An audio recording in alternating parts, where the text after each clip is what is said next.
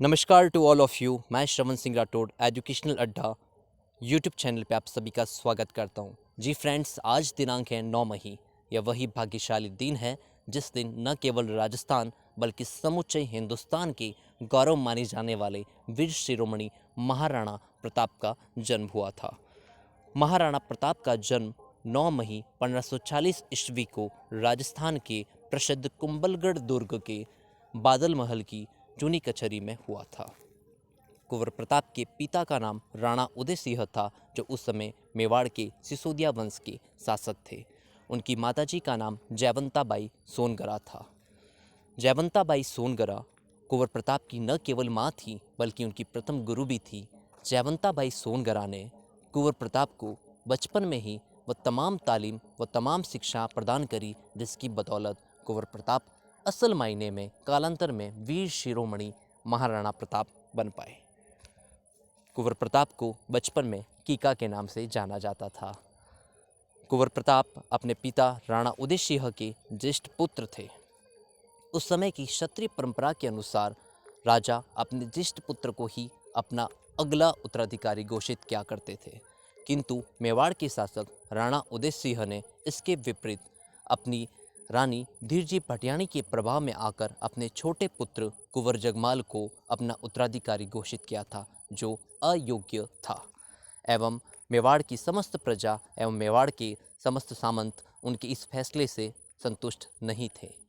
राणा उदय सिंह की एक लंबी बीमारी के बाद 28 फरवरी 1572 ईस्वी को राजस्थान के उदयपुर जिले में स्थित गोगुंदा ठिकाने में मृत्यु हो जाती है।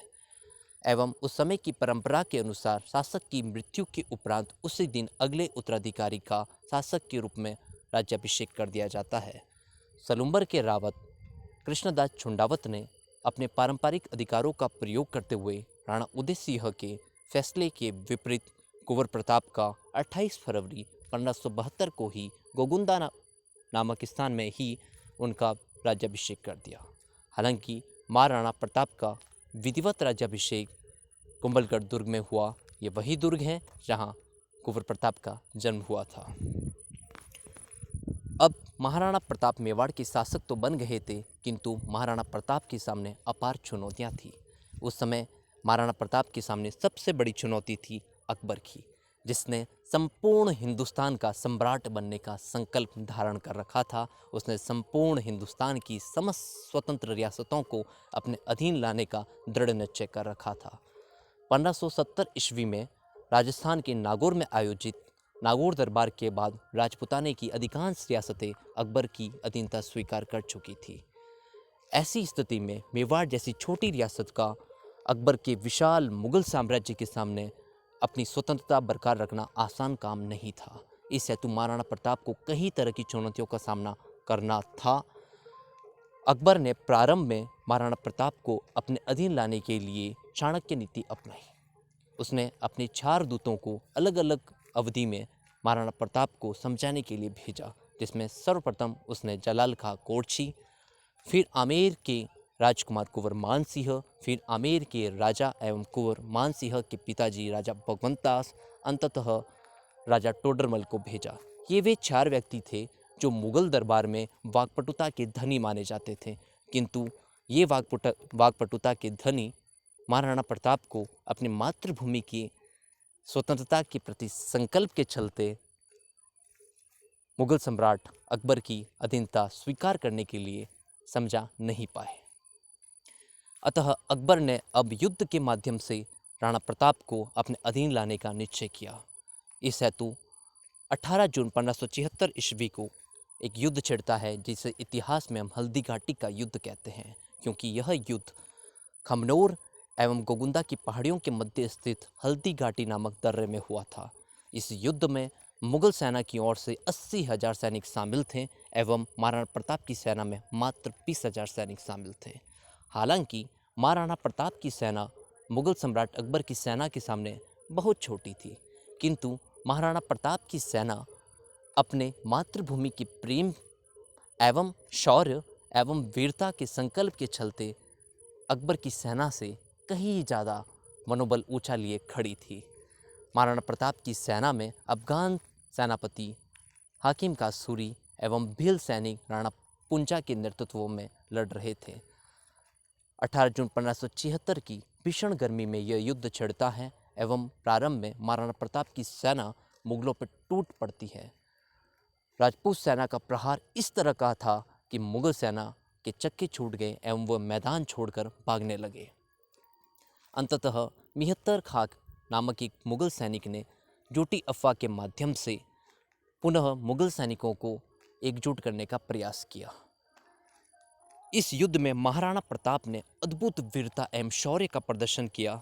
उन्होंने आमेर के राजकुमार कुंवर मान सिंह, जो इस युद्ध में प्रथम बार प्रधान सेनापति के तौर पर शामिल हुए थे, जो हाथी पर, जिनके हाथी का नाम था सवाई, तो सवाई नामक हाथी पर जो सवार थे, महाराणा प्रताप ने अपने प्रिय घोड़े चेटक पर बैठकर हाथी की सूंड पर चेटक ने अपनी 2 टांगें चढ़ाई एवं भाले से इतना प्रबल वार करा कि कुंवर मान सिंह हाथी की ओहदे से नीचे गिर पड़ा। हालांकि महाराणा प्रताप के भाले के वार से वह जीवित बच गया, किंतु प्रहार इतना प्रबल था कि वह हाथी के महावत को भी चीरता हुआ एवं हाथी पर लगे ओहदे के टकराने की वजह से कुंवर मान सिंह नीचे गिर पड़ता है।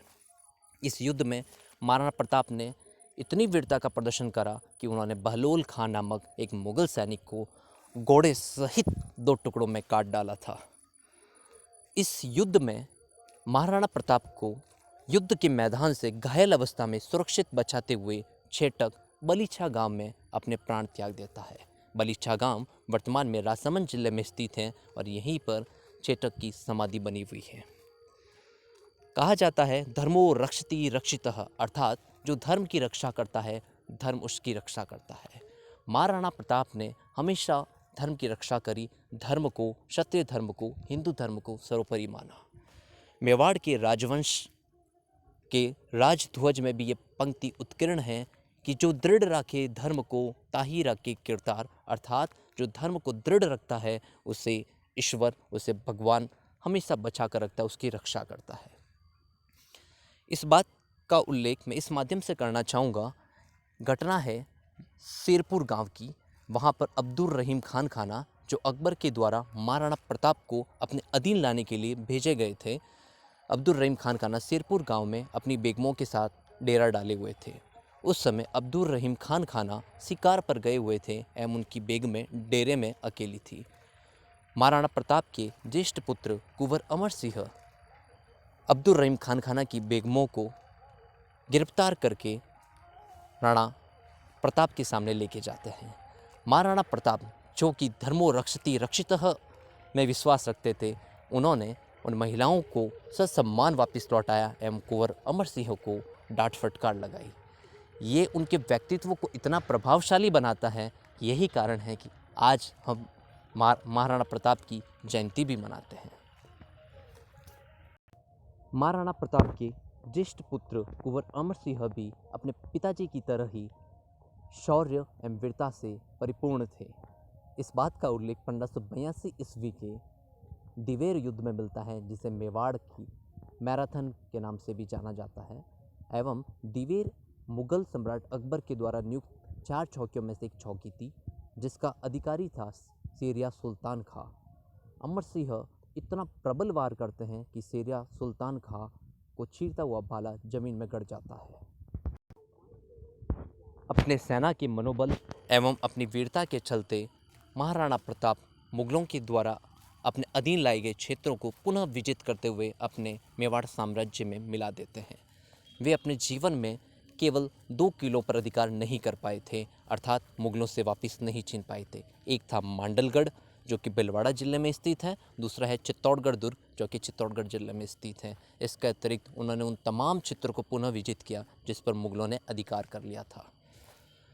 महाराणा प्रताप जो मुगलों के चक्के छुड़ा देते थे, बड़े बड़े सुरमाओं को उन्होंने मौत की सैया पे सुला दिया था, उनकी मृत्यु के बारे में मैं जब आपको बताऊंगा, आपको जानकर बड़ा आश्चर्य एवं दुख होगा कि उनकी मृत्यु शिकार पर जाते समय, धनुष की प्रत्यंचा चढ़ाते समय हाथ में घाव लग गया था। यह घाव धीरे धीरे गंभीर रूप धारण करता है एवं कुछ समय बीमार रहने के बाद महाराणा प्रताप की मृत्यु अंततः 19 जनवरी 1597 को उदयपुर जिले के चावंड में हो जाती है। महाराणा प्रताप की 8 खंभों की छतरी चावंड से 1 से 2 मील की दूरी पर स्थित बांडोली नामक गांव में केजड़ बांध के पास स्थित है। इस छतरी का निर्माण उनके ज्येष्ठ पुत्र अमर सिंह ने करवाया था।